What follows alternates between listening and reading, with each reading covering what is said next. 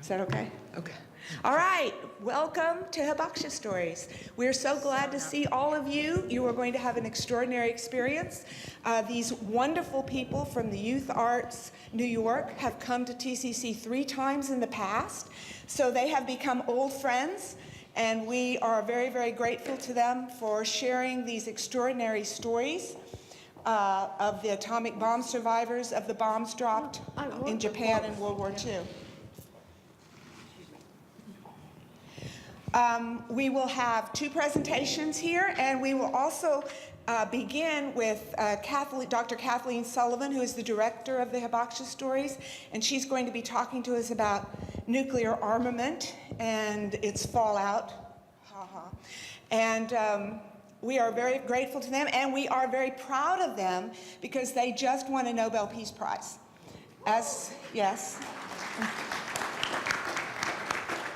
As part of the international campaign to abolish nuclear weapons, they're a partner with them, and that makes them winners too, and it makes all of you winners for even being here. So we are very grateful. Thank you. Thank you so much, Annie. Thank you. Thank you, everyone, and thank you, Annie, for our 3rd visit to TCC. We feel very at home in the Tulsa community. I'm going to stand up so we can see each other.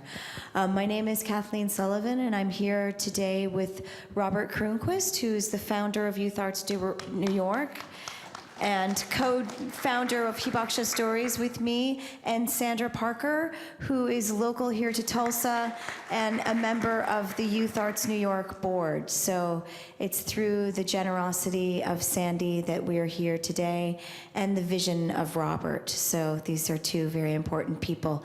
The thing that's so exciting about this Nobel Peace Prize is that it came as a result of the Nuclear Weapons Prohibition Treaty, which was adopted in July of this past year, of this summer. How many of you have heard of the Prohibition Treaty on nuclear weapons? Okay, very few people, but some. Good. How did you hear about it? Curiosity? Well, I just say about it from like online news. Okay, online news. Okay, so we are part of the international campaign to abolish nuclear weapons, and our goal over the last 5 years is to bring a treaty that prohibits nuclear weapons. Nuclear weapons are the only weapon of mass destruction that is not prohibited under international law. Biological weapons banned, chemical weapons banned, landmines banned, cluster munitions banned, but nuclear weapons, the worst instruments of genocide, the worst instruments of violence that human beings have yet to conjure, remain legal somehow. And so once we have 50 ratifications for the treaty, nuclear weapons will be illegal under international law. That's not only the possession of nuclear weapons, that's the development of nuclear weapons, the deployment of nuclear weapons, the testing of nuclear weapons, the threatening of use of nuclear weapons. That's really big. To threaten to use nuclear weapons will be illegal under international law, and of course, the use of nuclear weapons will be illegal. So many people argue, well, who cares? If you don't have nuclear weapon states involved, then what good is this treaty? Well, we believe that it's very important for non-nuclear weapon states to understand what nuclear weapons do and to have a say in the health and future of our planet. The way that this came about is that the narrative on disarmament and arms control had always been around the military doctrine of deterrence.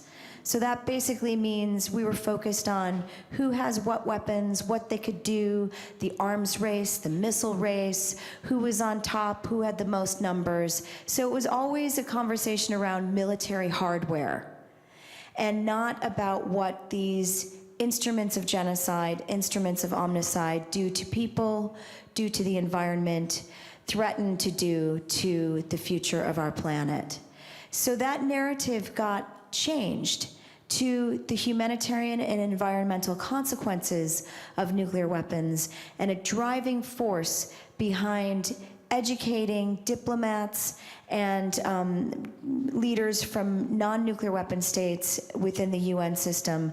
The main driving force between switching that narrative from the military doctrine of deterrence to the humanitarian consequences were and are the testimony of atomic bomb survivors.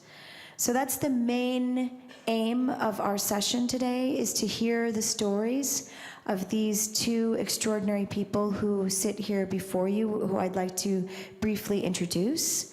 The first here is Yasuaki Yamashita.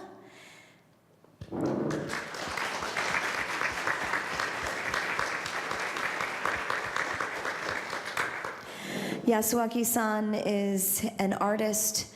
He is a ceramicist, a painter. He is a beautiful, gentle man. And he was 6 years old in Nagasaki on August 9th when the United States government dropped the second of these two new nuclear weapons. And he will tell his story and also share a little bit about his personal involvement in the humanitarian initiative, what brought this prohibition treaty into being. Because Yasuaki-san was one of the speakers at an intergovernmental conference in Mexico, which is his adopted home. He is a Mexican citizen and lives in San Miguel de Allende. So you'll be hearing from Yasuaki-san. You will also be hearing from Shigeko Sasamori.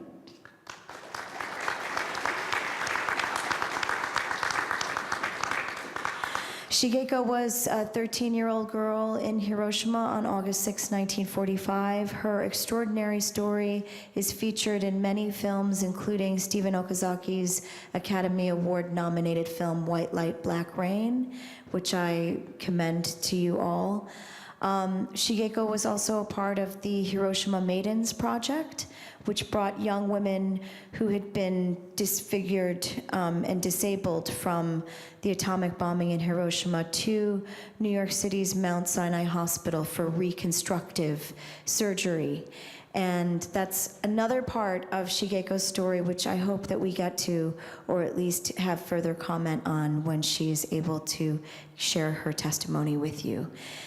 The amazing thing about hearing the testimony from survivors from Hiroshima and Nagasaki is that we are among the last generation to hear their stories firsthand. That's a very emotional thing to think about, actually. Sorry. It's through hearing their testimony that people can really understand what happened in Hiroshima and Nagasaki. It's not easy for us to imagine that level of death and destruction.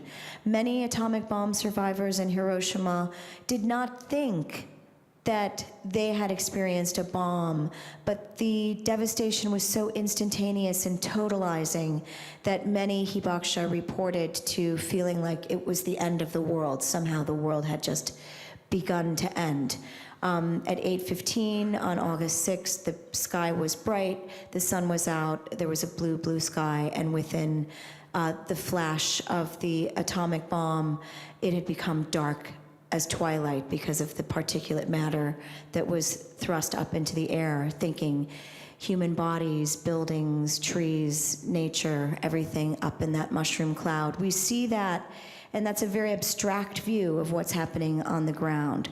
So the mushroom cloud itself, to symbolize what happened in Hiroshima and Nagasaki, is actually an abstraction of what nuclear weapons do. We again turn our gaze away from the human stories and look at the technological achievement of splitting of the atom.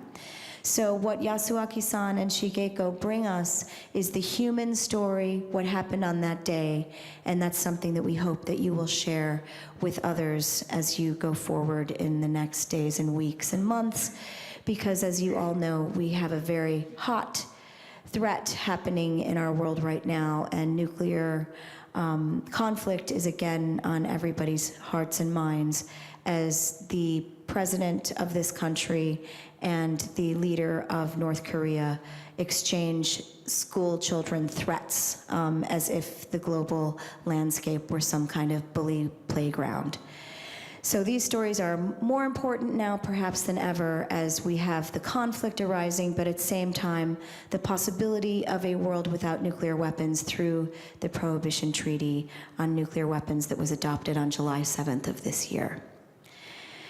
So with that, I would like to spend the rest of my brief time just, number one, asking you to engage in two imagination exercises. So the first is just a sound demonstration. This is a demonstration that was developed by Physicians for Social Responsibility in the 80s. The last time we had a real public kind of debate and activism around nuclear weapons in the 80s when Ronald Reagan was president, and we had a huge upsurge in spending and development of nuclear weapons, both here and in the former Soviet Union in that very hot Cold War nuclear arms race. Unfortunately, we're faced with the same thing with the US administration now threatening to increase nuclear weapons production by 10%, which is already a massive increase on top of what President Obama promised even after his speech in Prague, which we believe kind of helped him get the Nobel Peace Prize, to say that he wanted to work for a world without nuclear weapons. Well, that was the public face of President Obama's administration. The not public face was the fact that they promised $1 trillion, that's trillion with a T, dollars to develop and modernize our nuclear arsenal. How many people knew that? Okay, good. So it's important for us to have an awareness of what's happening. And one of the main reasons that we do what we do is to bring that awareness to the general public. Nuclear weapons aren't something that should be left to the leaders and politicians to decide. This is a personal issue. It's deeply personal to all of us. So that is an important part of what we're wanting to do here today, to take the abstraction of nuclear weapons and make that very personal. So this is a sound demonstration that was developed first by the Physicians for Social Responsibility in the 80s. It's going to help us understand the firepower of the world's nuclear arsenal. So in a longer workshop, we would engage the audience in facts and figures about current nuclear weapons, and we would explain that there are 9 countries that have nuclear weapons. Can anybody identify those for us? Okay, go ahead. India, Okay. India, Pakistan, Pakistan, Russia, Israel, not fully confirmed, but it's Israel. United States, UK, UK, France, yep. China, and North Korea. That's right. Thank you so much. Thank you. The 9 nuclear weapon states just identified, among them we have 15,000 in the world today. The 2 nations that own the most are the United States and Russia. So 15,000 nuclear weapons. How do we begin to imagine what that means? This sound demonstration by Physicians for Social Responsibility aims at helping us imagine what that means. So we're going to hear 2 sounds. The first sound is the sound of 1 BB dropping into the tin. And for the purpose of this sound demonstration, each time you hear 1 BB dropping into the tin, that represents all the firepower of the Second World War. So in a high school setting, we would ask the students what that means, and they would describe the firepower as all the bullets from all the guns, so we're talking about millions and millions of bullets, all the bombs, the landmines, the grenades, the torpedoes, the 2 new nuclear weapons used in Hiroshima and Nagasaki, represented by the sound of one BB dropping into the tin. So for the purpose of our imagination exercise, each BB represents one World War II, and for those who are more science-minded, the firepower of the Second World War is roughly 3 megatons of explosive force. So every time you hear one BB dropping in the tin, that represents the firepower of one World War II. So that's the first sound. One BB, one World War II, 3 megatons of explosive force.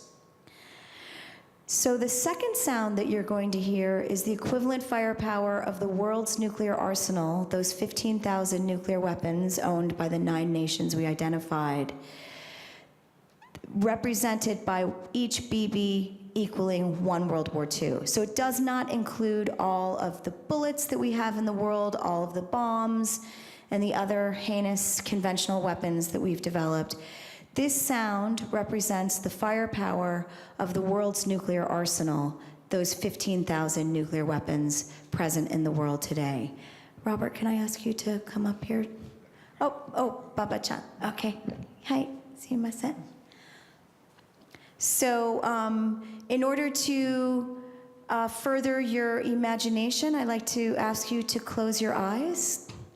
Close your eyes as we listen to the representative firepower of the world's nuclear arsenal 72 years after Hiroshima and Nagasaki.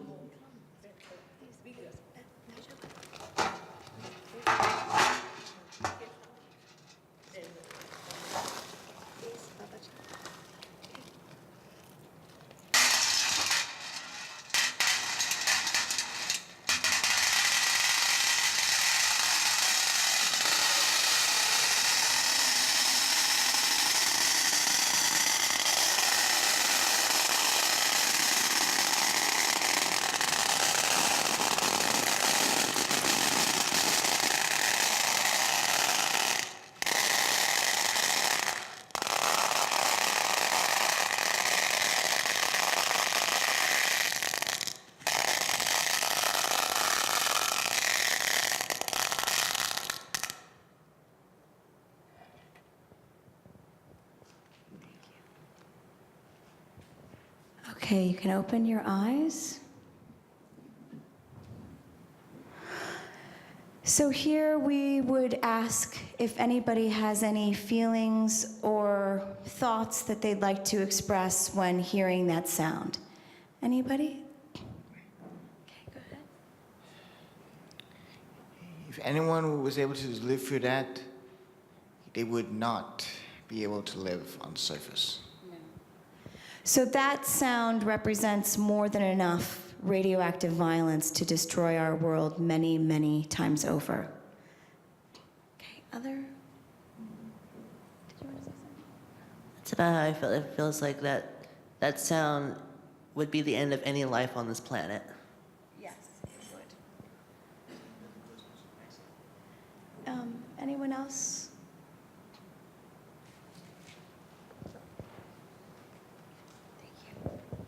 If there's life on Mars, it's probably not going to be there anymore. So you mean it could actually affect what's beyond our planet? Any other comments? So we mostly find that people feel kind of numb hearing that. It's sort of unbelievable. That's around 1,556 World War IIs per the 15,000 plus or minus nuclear weapons that we have in the world today. And what we like to encourage is for young people, for all people, to feel an emotional experience around that information. And when you do, you can check the box that says you're a healthy human being. You are your blood is pulsing, you've got, you're alive, basically. If you have feelings around this, you are alive. And it's important for us to connect to those feelings. For example, we like to think about what happened around different activisms in our time, how social justice is brought forward. It's not from people sitting around and, having lackadaisical thoughts about things. When things aren't right, anger can motivate us to find ourselves working for justice. Fear can also be motivating to look to a community to work with, because obviously we need to work together to abolish nuclear weapons, to bring the Prohibition Treaty into force. And also the sadness, I well up with tears when I listen to the stories, and I've heard them many, many times, but that sadness that you feel around this situation or many situations that face us in our world is a symbol, is a sign of your ability to feel compassion, of your ability to love. So with that, I'd like for us to just take a moment before we hear the stories of Yasuaki and Shigeko, and just take a moment to sit comfortable in your chair and with your feet on the ground. I'm going to use a little meditation bell. And just to connect with what it is that you love about being alive. We really feel that the best motivation for us as activists, as social change agents, is to work from what we love, not from what we fear. So if you want to just take one moment to close your eyes, and I'll ring the bell, and then I'll ring the bell again, for us to finish this short meditation, and just allow to arise in your mind's eye what you love, who you love about being alive in the world today. This could be people, places, things, so culture, art. Just allow all of those things to arise in your mind's eye just for one moment.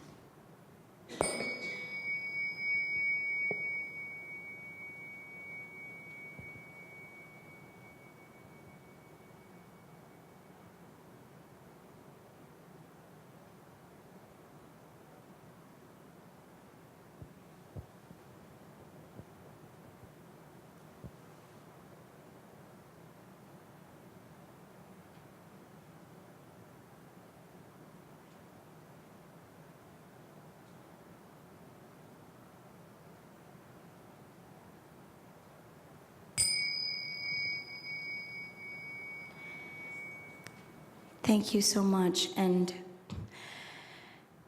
our message today is nuclear weapons are deeply personal to all of us. When we think about the threat of nuclear weapons, let's remember those people and those places that we love, those people we want to protect from harm. And let us think about those things also as we settle in to listen to the stories of Yasuaki and Shigeko. We've set up this session so that there will be time for you to have questions and comments. So we really hope that the last part of this workshop will be more interactive between you all and our beautiful speakers. And I just, as a note, like to always say that it's not easy to hear the stories. It's also much more difficult, we can imagine, to share them. But Hibakusha risk their personal comfort to share their testimonies with us so that we can feel the desire to work for a world free of nuclear weapons so that no one suffers the way that they suffered. Thank you so much for your attention. I would now like to invite Yasuaki Yamashita to share his personal testimony. Thank you.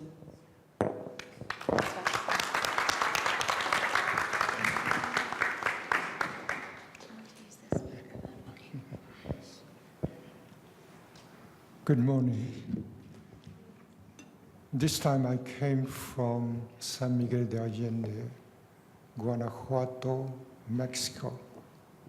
I was born in Nagasaki, 1939, so I was 6 years old the moment of blast. We are living 1.5 miles from the hypocenter, but fortunately, we are living behind the mountain, So that mountain protected us from the direct blast. The moment of blast, I didn't lose any of my family member, but I lost my dear friend of my age.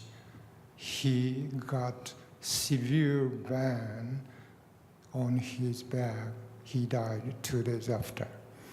And my father also died by consequence of radiation because he was called immediately after to go to the hype center to clean the old corpse were there. So he died several months after. Then I grew up and I went to work to the atomic bomb hospital in Nagasaki. At that moment, until that moment, I never thought I am an atomic bomb survivor. But in the hospital, I saw many survivors were dying. Many survivors suffering by cancer, especially those moments, leukemia. One special case I want to tell you. The guy about 20 or 21 years old, he was suffering by leukemia. I had that same type of blood. And in case of emergency, he needs blood transfusion. The doctor called me, Yasuaki, we need your blood. Could you give us? So I did when I could. One day, his body was covered with black spot. He died. So that moment I said, this is my case. I'm going to die like him. I don't know when. Could be tomorrow or day after tomorrow or 1 year after. But I'm sure I'm going to die. So it was so difficult to work at the hospital. I wanted to run away anywhere. No one knows me. I am an atomic bomb survivor. Those moments, we survivors suffered by discrimination by Japanese people. Those people didn't suffer by atomic bomb. And all of a sudden says, survivor sure carrying kind of contagious disease, so we must separate them. We don't have any relation. We don't have any friendship with them because they didn't know what's happening with survivor.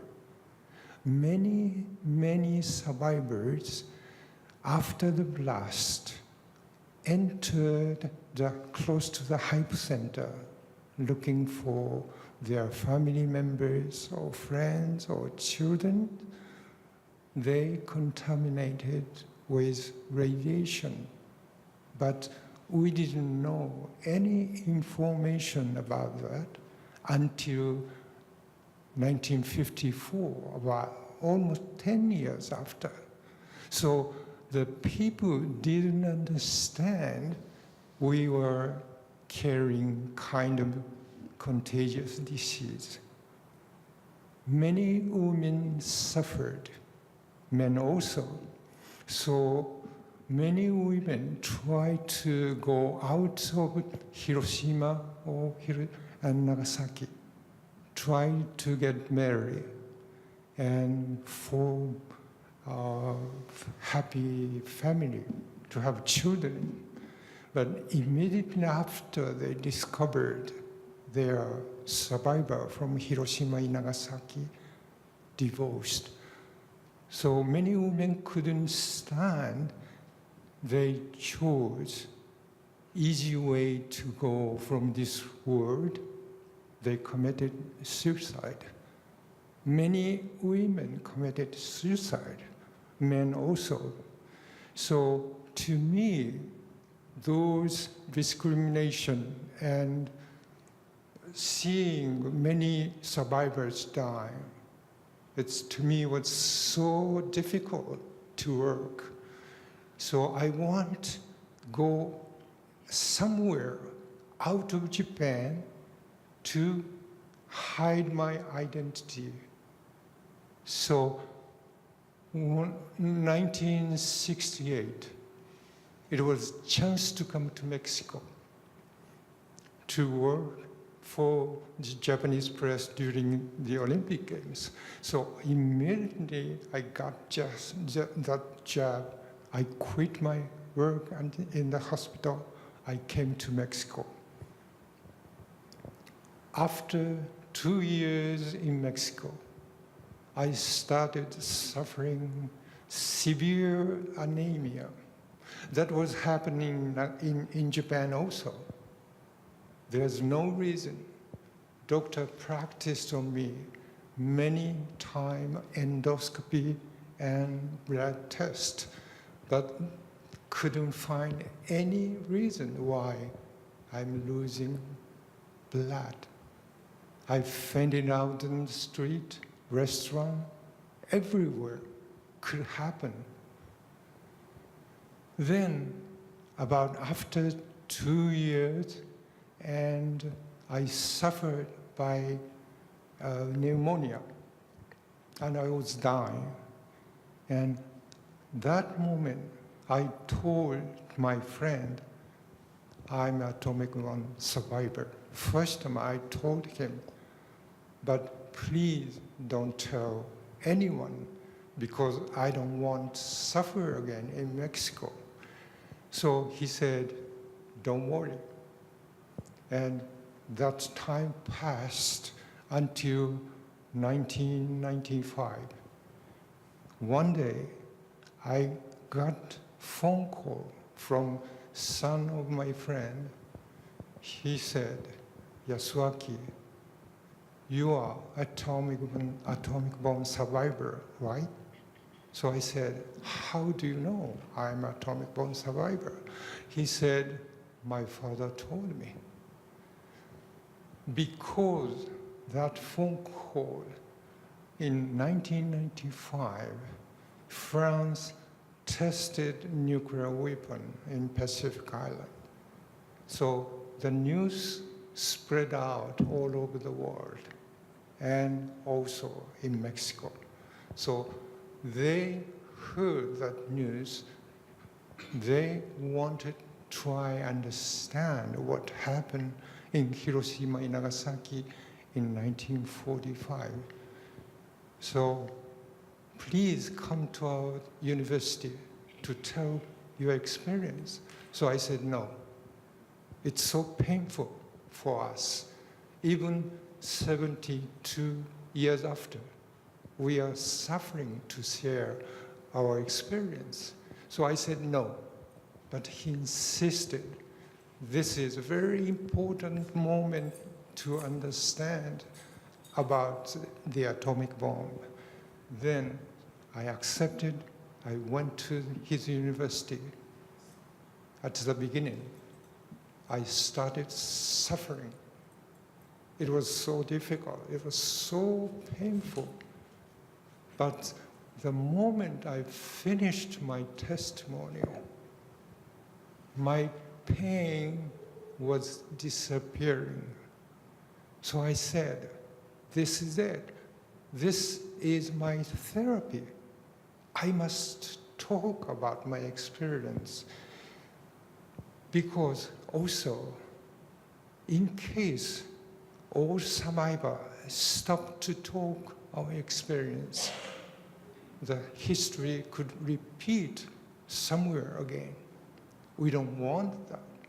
So since 1995, when I have an opportunity, I've been working, sharing my experience, mostly in Mexico, and also the Hibakusha Story invited me in 1912 to come to New York, sharing our experience with mostly high school students.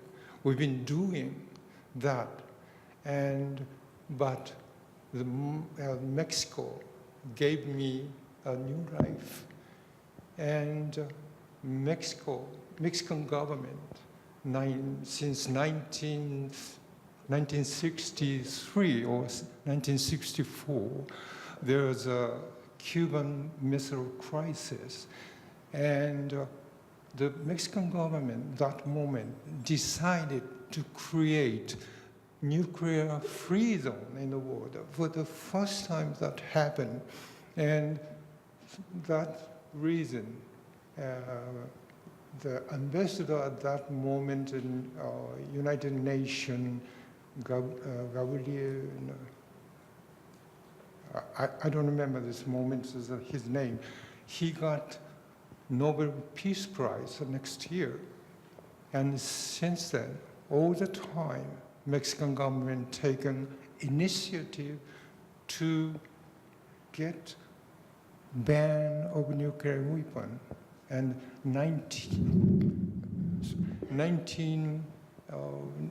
2015 was it? 1967 to 2017. Yes, but The local treaty. yes, yes, and so The humanitarian initiative. 1915 is Nayari company. 2014. 2014 in Nayarit. Okay, it's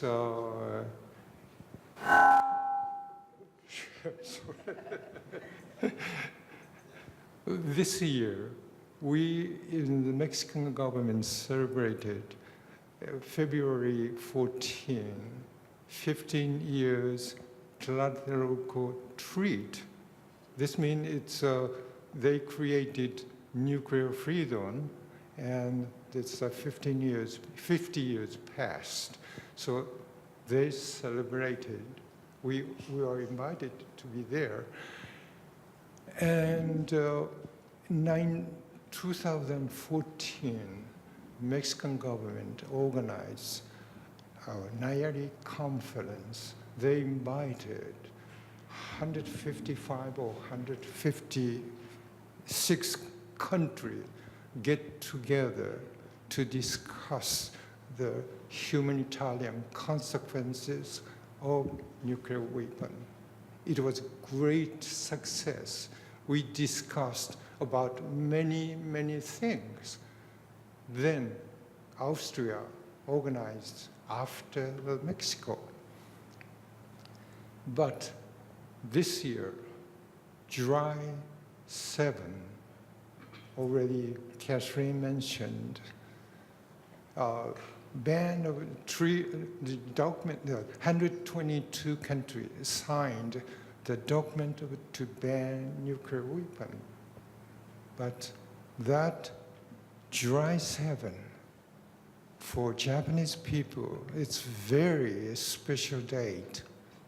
It is Tanaka Festival. It's Stars Festival. We, the people, admire the stars in the sky and write on small paper their wish, hanging in the bamboo trees. We believe that wish come true, and our wish to ban nuclear weapon finally come true. That significant date, and so we are celebrating. And also our important mission is not complete. We've been working years and years to get that moment. But I think we gave one step forward to have the end And our colleague, Setsuko Thoro, she lives in Toronto, Canada. She was working on this, to have this moment. She is very active for peace, and she is traveling all over the world to give their message, giving her testimony. And she was last year nominated for Nobel Peace Prize, but that could happen. But this year, I can get Nobel Peace Prize. And she said she gave wonderful speech in the United Nations. But I want to mention, she said, this is beginning of the end. I believe so. This is the beginning of the end. Finally, I think very soon we're going to have final moment. Whole world, all the countries sign to ban the nuclear weapon. And this moment, we need your help because the average age of survivor is over 81. We don't have enough time to continue sharing our experience. We need your help. Your voice expand all over the world. And at the moment, we are going to have a peaceful world without nuclear weapon. You can share this experience with your family, with your friend, with your children. So one voice, I say one voice is not enough, but two voices stronger than one. Getting together all your voices, we are finally to enjoy our peaceful world without nuclear weapon. Thank you so much.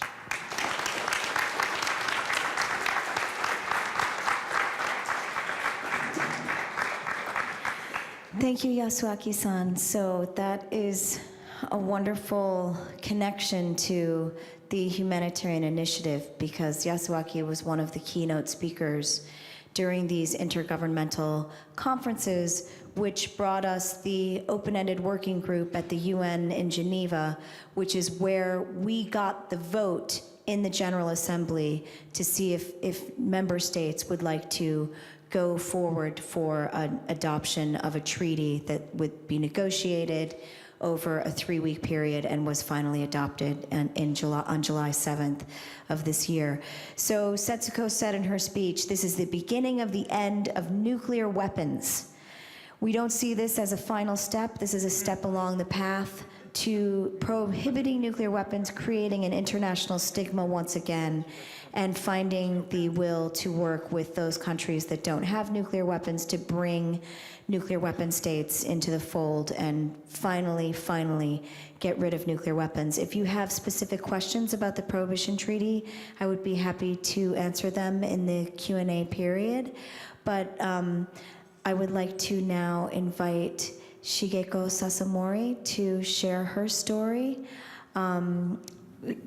Both of these two beautiful, extraordinary people, it's such an honor to work with them and to bring them here to Tulsa to speak with you.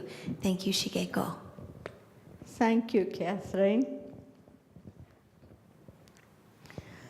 Good morning, everybody. Thank you for coming to listening our story. As Catherine introduced to me, that particular day, as you people know, August 6th, in the morning, what happened to the Hiroshima. That particular day, all the young students, junior high and high school, students mobilized to the city, mobilized to come to the Hiroshima city to help the people breaking in houses, because at that time, big city had already many bombs, fire bombs all over, Tokyo, Osaka, you name it. But Hiroshima didn't have a bomb. But same time, airplane come on top of the Hiroshima air. So, but sooner or later, they come to drop the bomb. So we needed to fire escape in case the bomb dropped, because the houses were too crowded. So women and old men breaking the houses to making streets. And young students go out to clean up the garage. Then I was just starting to work, and I heard an airplane in the sky. That day, Hiroshima was a beautiful blue sky and hot day, very clear. I saw that a little silver airplane shining in a long white tail. It looked so pretty. Then my classmate next to me, I told her to look up the airplane, so pretty. And almost same time, I saw the plane or the dropping white thing. And then same time, I got very strong force, not just strong air, very strong. So I knocked down. That much I remember the day that before I got hurt. Well, a long time, I'm sure, I was unconscious. Then my conscious came back, I looked around, everything pitch black, can't see anything. Then pretty soon, that blackness go away like a fog, slowly go away. Then I saw the first things I see was people walking very slowly in front of my eye. And all the people are not normal like before I knew. Some were bleeding, some were torn, some still hanging in the clothes, and the hair was ashes and burned. No one not perfect. And then came to my mind that nearby us, the firebomb dropped. So I just followed the people. Hiroshima has 7 beautiful rivers in the city. That river was very close to what happened to me. By the time I got there, the sunshine showing everywhere. People was very difficult to explain. Everyone had hurt somewhere, burned or hurt something, a grass, or I don't know. No one is perfect. They're lying in the floor or sitting up, or someone still walking. And then everybody many people going down to the river. So I thought, then the river, I couldn't go in. I didn't want to anyway. Couldn't see water because already many, many people in the river and the center is floating into the ocean. That time, I didn't feel anything. I didn't hear anything. So I didn't know. I got myself burned, tapped half my forehead down to my half body in the waistline, both arms, both shoulders, arms, and the hand. How do you see? Because I was pointing. See, this burn is not fire burn. Burn was radiation after the explosion. I was 1.5 kilometers from the center spot. And later I find out 2 kilometers in a circle, all the burned houses, nothing left. And my possession was inside the 1.5, and most people are dead.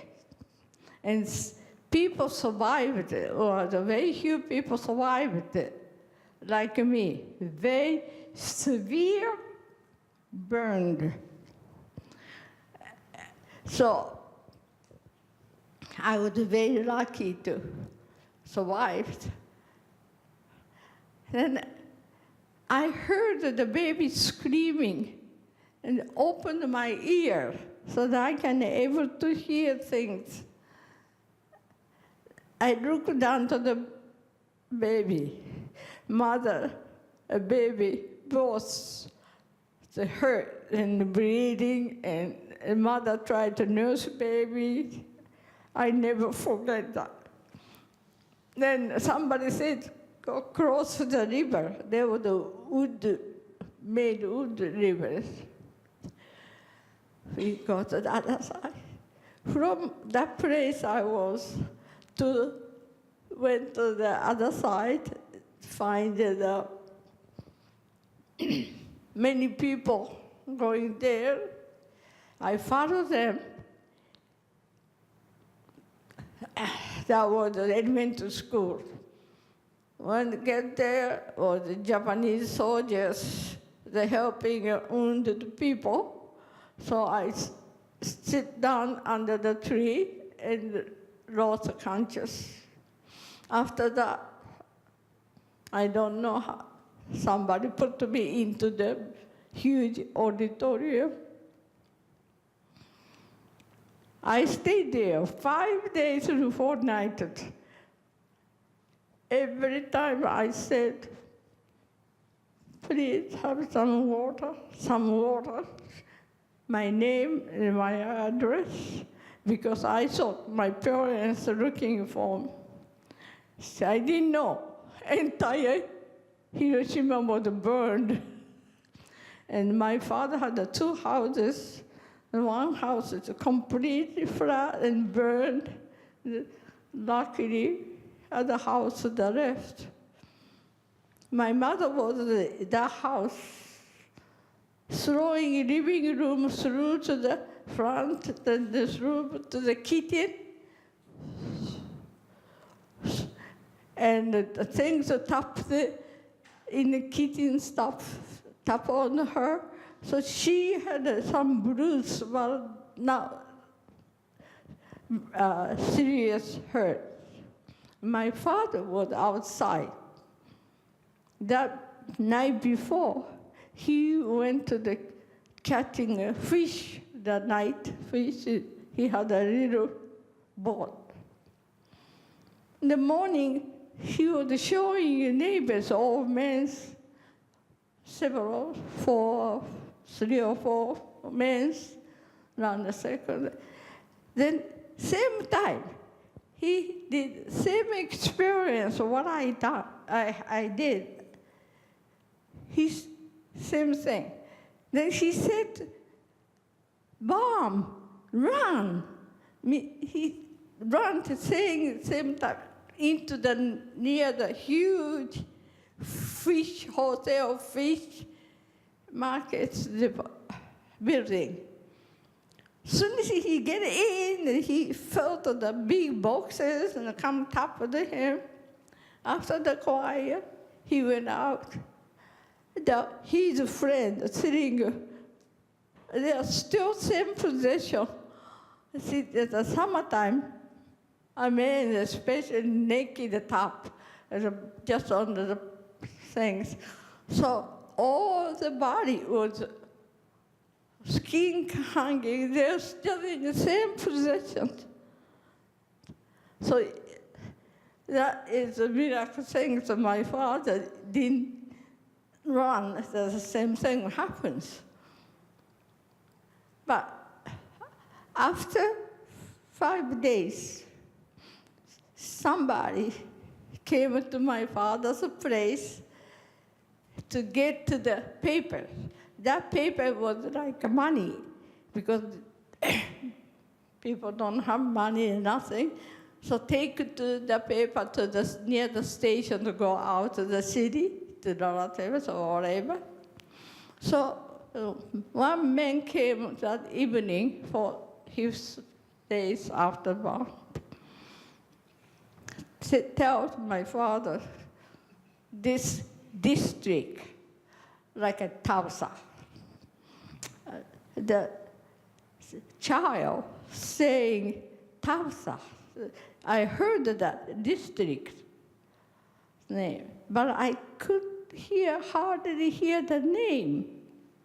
My father said, anybody's child, let's go get the relatives or family may be looking for. My mother just meantime, she go out to the city every day to looking for me because I don't come home. And she was very tired, but she came with them. One candle that on the floor, all the wounded people on the floor, just laid like a fish market, the dead fish over there. Shigeko. Then she heard very weak, here. Then she said, Shigeko, a couple times. Finally, she convinced that they take me home.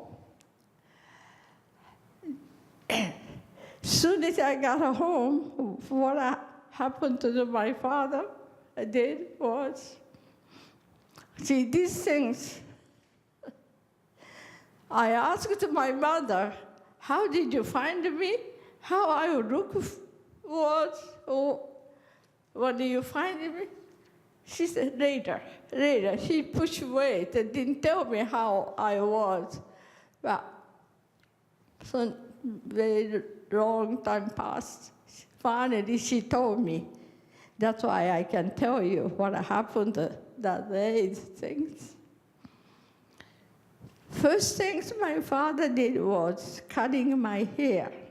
I got lots of hair, but burned and all the kinkered up. Thank that my hair didn't burn my head. Half of my front with the forehead burned, half down.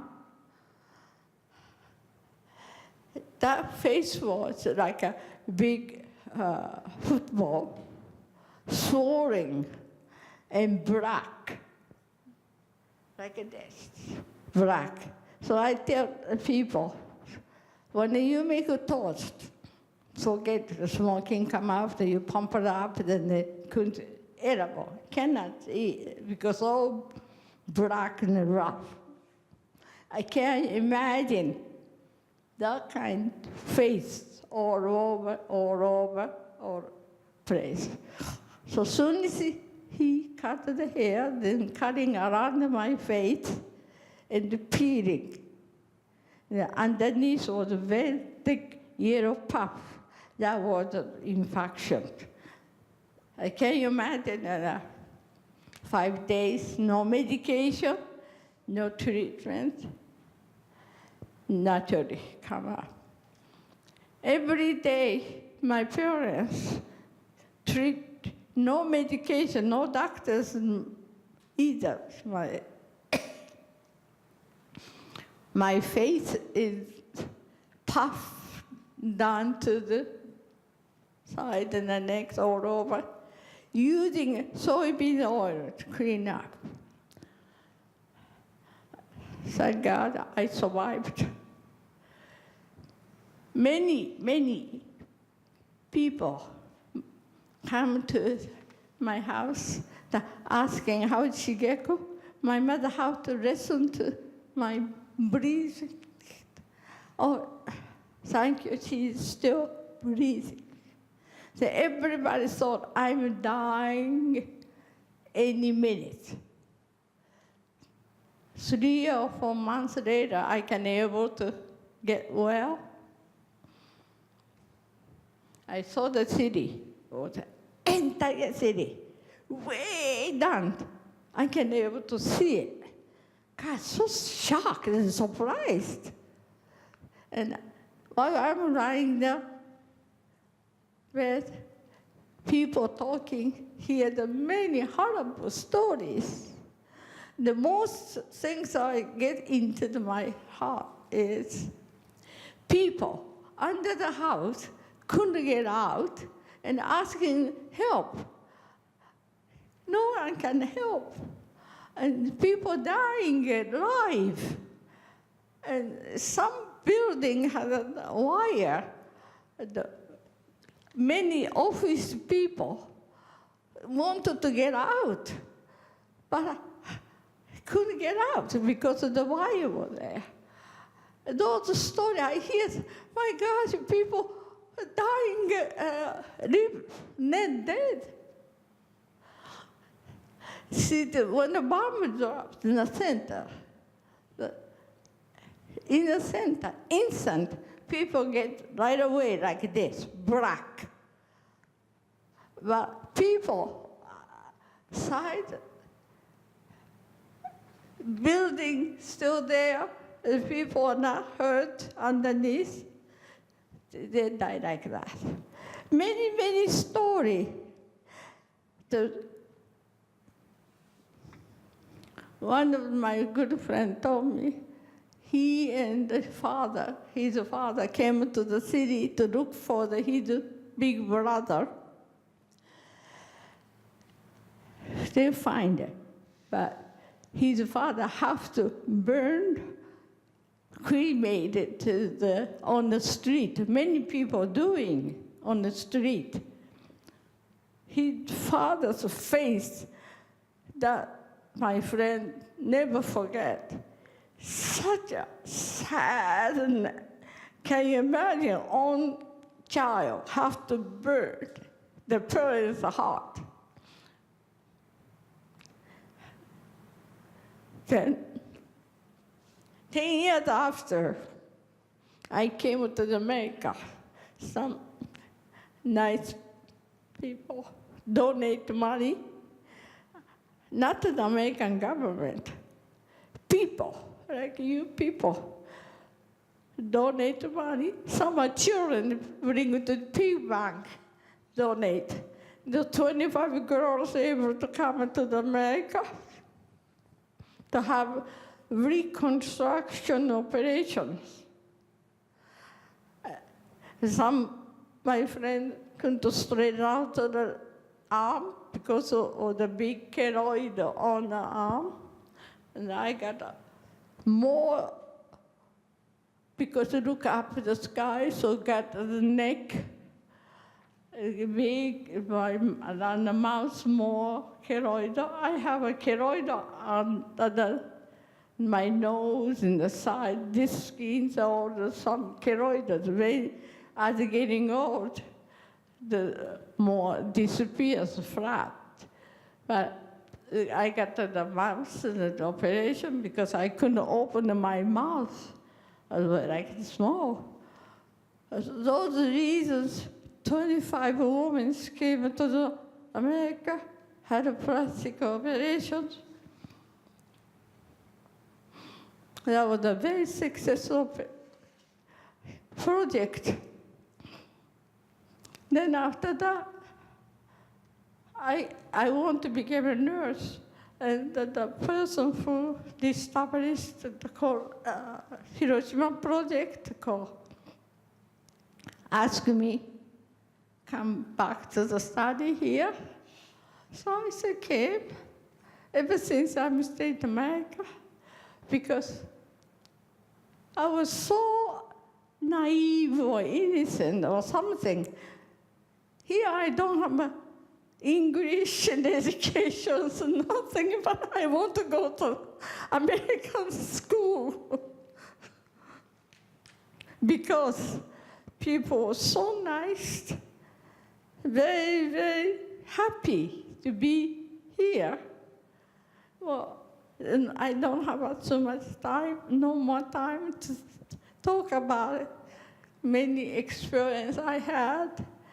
Well, thank you so much for the listening to my story. Thank you.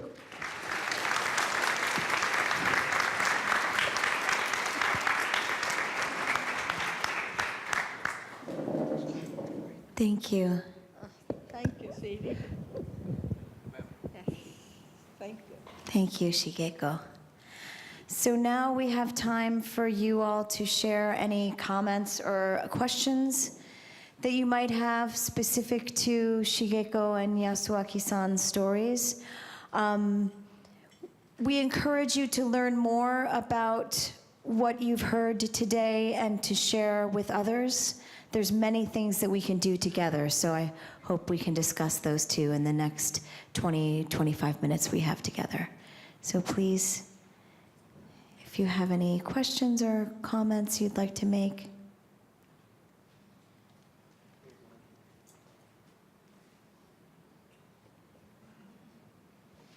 I'm curious how long your family, your mother, father, how long did they live after the war? I did. Both, question to both of them. How long did your parents live after the war? How long did your parents live after the war? 10 years. Here, Papa-chan. Here. I'm just worried about this. I came to America after 10 years, end of the war. Your parents, when did your parents, how long did your parents live? いつまあなたの両親いつまで生きたの？何歳まで生きたの？行ったかっていうの？生きた。あなたのお父さんたちは何歳まで生きたんですか？ I'm sorry, my old age, I'm 85 years old, getting not catching quick enough. Well, my father, see, this is another thing. So my father get to the radiation while he was helping. He got ill. And there are many people, actually, people didn't hurt like under the house or something, but they had inherited, I can't pronounce my fourth teeth, inhaled radiation, get the illness, throwing up, diarrhea, and purple spot all over, high temperature. A doctor couldn't even diagnose it because this is a new thing. So we call the atomic bomb illness. So my father got atomic bomb illness. But thank God he survived after a little. But he died probably 20 years after bombed. Probably I was in America. I went back to see him. He got a cancer. And same thing. After that, my mother died about after a pretty long, maybe 10 or 15 years later after my father died. same thing, cancer. And then my older sister died about almost 10 years now, from now, 10 years ago. She died also cancer. And by the way, I didn't have a cancer a long time, but I was in the 70s. I got a cancer in my intestine. They took the 20 inch, my cut off the intestine. Then about 7 or 6 years ago, I got another cancer in my stomach. But luckily, they find early stage. So they try to do the medication, but I don't like medication, so and especially chemotherapy, the radiation, I don't want to. But doctor says, maybe you're all right, so you don't have to. So no, after treatment, thank God, I'm healthy now. That answer the question? Thank you. Well, I already mentioned my father died about 3 or 4 months after, but actually my father, 3 or 4 months after, got in coma. That lasts about 10 years. He died finally after 10 years in coma. But he suffered, I mentioned, because he was called to close the hypocenter to clean that place. There was so many corpses, and they didn't have time to burying each body. So they piled up the bodies to burn them up. And so thereby he contaminated by radiation. And each time he came back home, he mentioned, I'm losing all my teeth.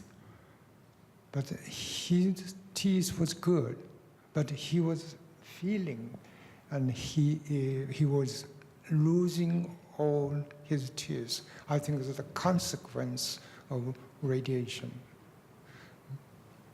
Then my mother died about 30 years after. And then my sister, I have 3 sisters. 2 of my sisters died by cancer, about almost 35 years after. Thank you, Yasuaki-san. This is why we say that nuclear weapons are still killing people today, 72 years after Hiroshima and Nagasaki, because what we didn't discuss earlier are the 3 specific effects of nuclear weapons: the incredible blast, incredible heat. You know, as Shigeko said, this wasn't a fire that burned her face, but the radiation emanating from the bomb, and also radiation as a sickness going forward that can be inherited to the next generation. As Yasuaki-san said, there were many Hibakusha who were discriminated against because of this fear that radiation sickness may be contagious. While that is not true, what is true is that anomalies based on the breakage or mutation of our DNA can be passed from one generation to the next. So even Hibakusha children, what we call second generation Hibakusha and third generation Hibakusha, still fear for their health because they could possibly inherit something of this radiation sickness. And so people received radiation in 3 ways: directly being affected by the bomb, directly, like Shigeko-san was, and also like Yasuaki-san was, walking through the charnel ground where they were exposed to radiation. And then the 3rd way being if you were exposed in utero, if your mother was pregnant when the atomic bombs went off in Hiroshima and Nagasaki. These are the 3 categories of atomic bomb survivors. I see that some people are leaving, so I don't want people to leave without knowing that there's things we can do. You know, this isn't just a terrifying story for you to go home and, be afraid about. There's actual things that we can do to usher in the beginning of the end of the nuclear age. One of the things that we can do is support the Senate hearings. Senator Bob Corker of Tennessee yesterday initiated a hearing questioning whether the Commander-in-Chief, the U.S. President, should have his own jurisdiction outside of Congress to launch a nuclear strike, be that as a first strike or in retaliation. Right now, unfortunately, the law is that the U.S. President has that sole discretion to launch a nuclear strike. I think that this is not a partisan issue. There should be no single human being that has that power. So right now, that power is being challenged. You can write to your senators and representatives saying that you support that being taken away from the president, any president going forward. There's also legislation, the Markey-Liu legislation, a bicameral piece of legislation that is also supporting that Congress would have to act in order for nuclear weapons to be used. So those are 2 things that you can write to your legislatures about. Also, obviously, the next thing that we all want everybody to do is engage in education and further education about Hibakusha testimony and the Prohibition Treaty. Please look at wacanw.org to find out more about the Prohibition Treaty, and you can also learn more about these incredible people who have been coming forward to share their testimony at our website, hibakushastories.org.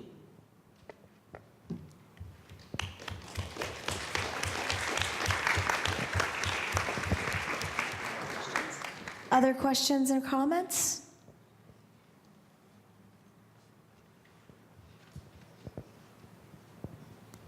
I just wanted to say thank you again for your wonderful testimony, and it was really powerful. Thank you.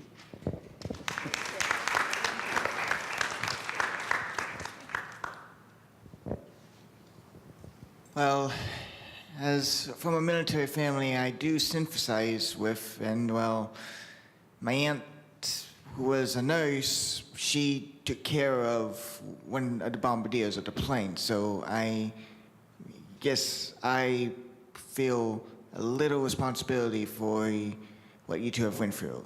As part of myself and, well, my military family, we do apologize. You have our backing.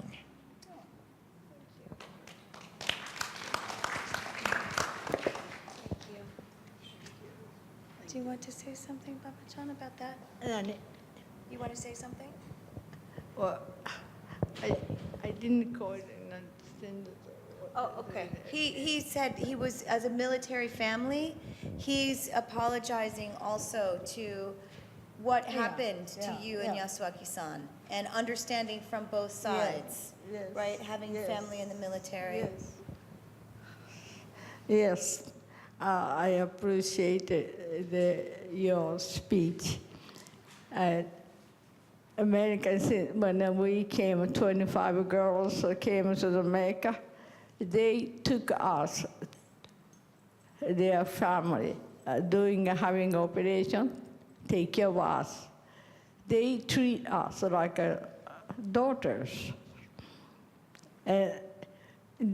That's another reason I came back to America. The American people are so nice. And when they're doing the war, little elementary school children, the teachers us said, Americans are monster. And when they see you, soldiers see you, you have to hide or something like that. But when I met the American people, no monsters. They're same people, just looks different. They are light skin and blonde hair. Outside looks different, but the same people. That's first things I met Americans. Felt that way. Really, that's why many people said, I'm sorry what happened to us. I said, please don't say sorry. That fear told to the no more war never happened to go. We did go through, never. I didn't want to do, especially young people have a long future. So now your turn to spread out how important to be peace, no more nuclear weapons. Thank you so much. Thank you. Yes, well, obviously, coming from Japan, which is such a monocultural society, to come to a multicultural society in the United States in the 50s and 60s was quite a different experience for Shigeko. And it is very heartwarming to hear her talk about how well received she was from the United States people. We have other Hibakusha's testimony that don't feel the same way. I think it's important to recognize that there is a very big diversity in the Hibakusha testimony. One of our other Hibakusha fellows came over to Lynchburg, Virginia in the 50s, and when she was asked what she thought of the hydrogen bomb testing that the US was doing, she told the truth and said she thought that it was immoral and, shouldn't be happening, and she received hate letters. So there's various experiences for various people, but I think that coming from the military point of view, if today you talk to the top military brass in this country, they almost uniformly believe that we should not be funding nuclear weapons. And it's not because they're peace doves and they're, turning their swords into plowshares, but rather because they would like to see money allocated on weapons that they can use. So to have this incredible increase in weapons expenditure for nuclear weapons doesn't necessarily have the buy-in of the US military. So there's a real diversity of opinions and ideas throughout Hibakusha testimony within military families themselves. But I think that we can all agree that if this world is still seeing conflict as a way, seeing war as a way to solve conflict, or using force to solve conflict, which, we have a different opinion about, but if that is being used, we should definitely take those weapons, those instruments of omnicide off the table that could end all life on Earth. So that's part of our message. As long as there continues to be war, which unfortunately in our world there is at the moment, we should make sure that those weapons that could end all life on Earth in the spate of an afternoon be completely taken off the table.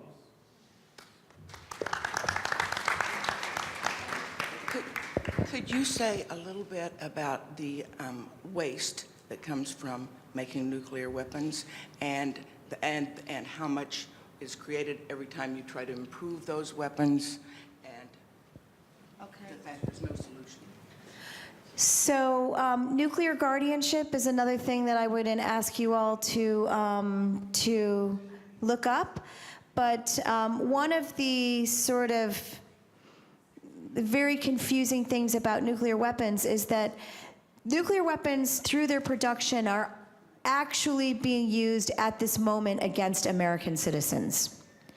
So through the production of nuclear weapons, the 12 primary sites that were the nuclear weapons assembly line in the development of nuclear weapons over a 40-year period, sites were used and contaminated, and our tax dollars were used to produce nuclear weapons, and our brains, you know, the beautiful brains of University of Chicago, Berkeley College, you know, University of California, Berkeley, Harvard University.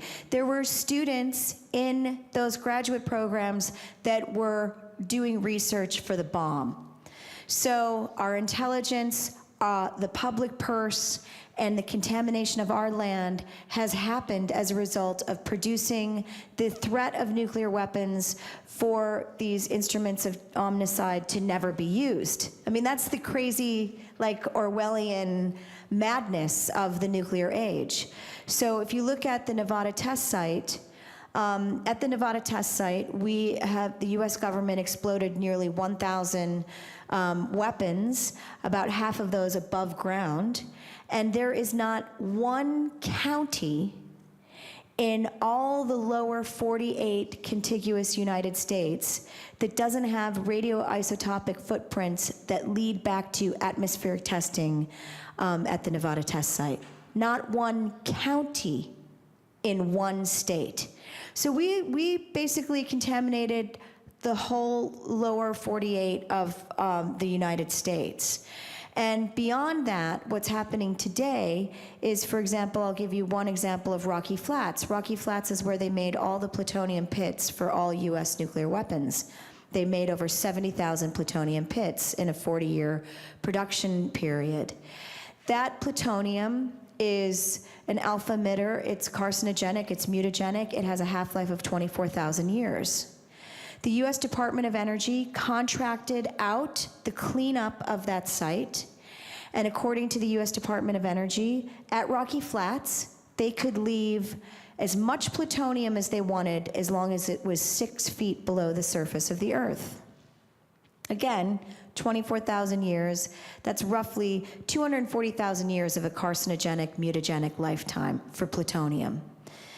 So what the US Department of Energy didn't take into account is that at Rocky Flats, which is in the plains just before the Rocky Mountains between Boulder and Denver, Colorado, at Rocky Flats there are in excess of 20 species of burrowing animals that live out on that site, whose daily work is to go far below 6 feet below the surface and bring material and particulate matter to the surface of the Earth. So plutonium migration is still happening at Rocky Flats.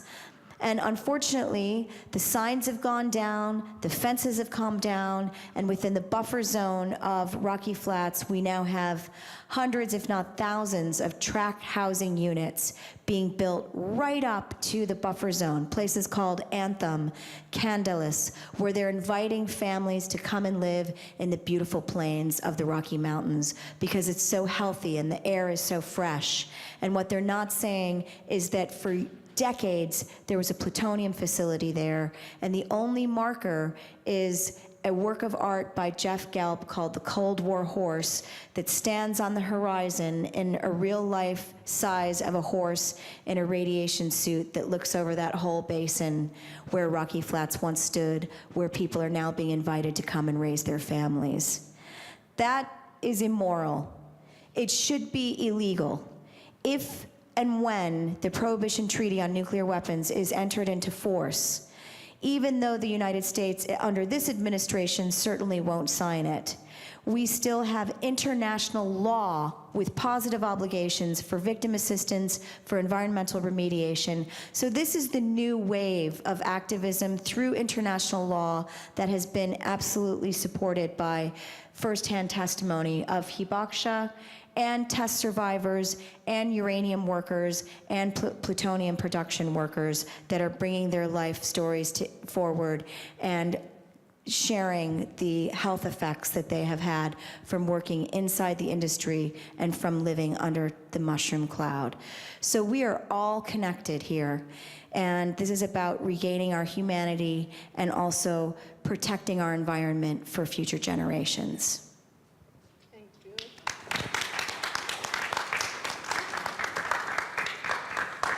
I just wanted to say my testimony. Just very heartbreaking story. I'm sorry. Thank you for coming.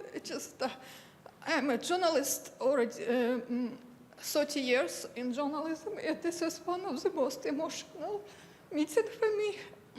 I'm originally from Kazakhstan. It's a republic of the former Soviet Union. And I lived in central Kazakhstan, and region next to region where I lived, there were nuclear testings during the Soviet time. And first they were above air, they were above the ground in the air.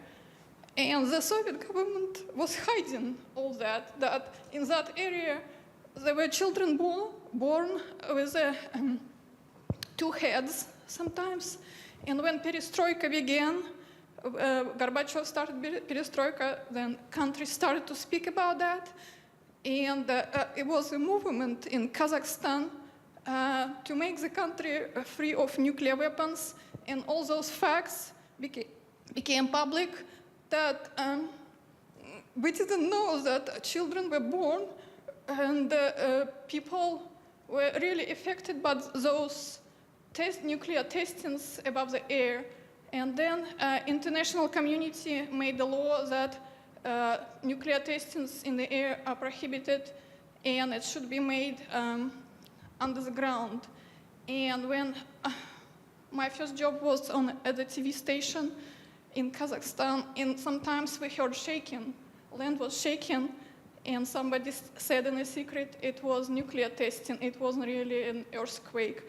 And so I want to say that even testing, nuclear testing, it's hurtful, it all needs to be prohibited. And yeah, it depends on us how we influence our governments to change that. And it's really dangerous, radiation is dangerous. You know about Chernobyl, which happened in Ukraine. People who went, not who were just over there, they were affected, but many people were sent to clean up. And one of my friends' father, he went to clean up after radiation. When he came back, he had to go through intense treatment so that radiation would leave his body. And he died at the age of like 63 or something. He even didn't live that long. And in Kazakhstan, men live until 61, 63 years old. And I think one of the reasons, because we were all exposed to radiation during nuclear testings. Also, there is a spaceship center over there where all those Soviet spaceships were sent into outer space. So in those places, also some radiation. But, you know, what happened to this Hiroshima and Nagasaki survivors, it's just not comprehensible. And it's really dangerous. Radiation is really dangerous. And I totally support what you said, that even testing needs to be prohibited. It's still a long way for us to go to change that, but it kills human nation. It's just, like I said, from testings, it was degradation. There were children were born who were not normal, physically not normal, mentally not normal. And for governments, there is a tendency to hide facts like that. And like in the Soviet Union, we didn't know until perestroika came. And I'm glad that this meeting happened because we all need to know. We all need to know, think about that, and because it can bring end of human race on the earth. And this is something I want to say. Thank you.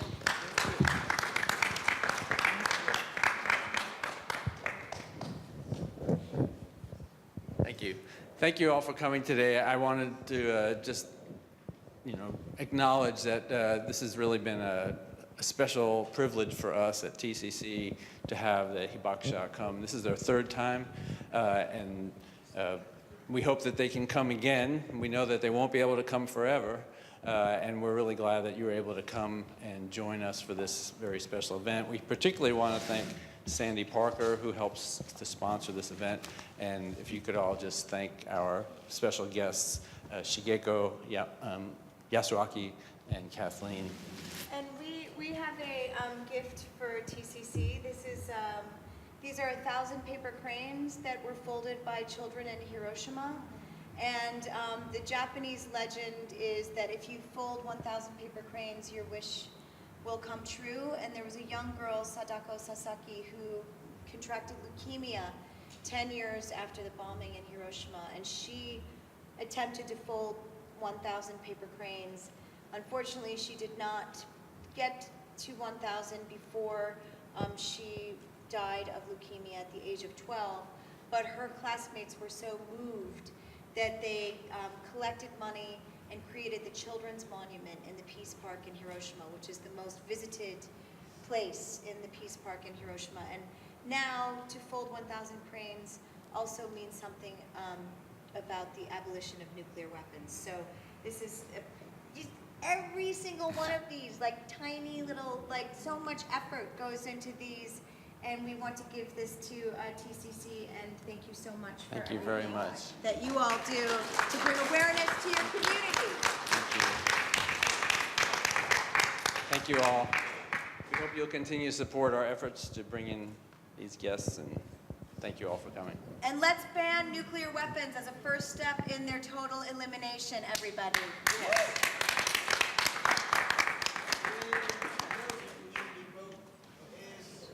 Is that how it's like in any cases? Yeah.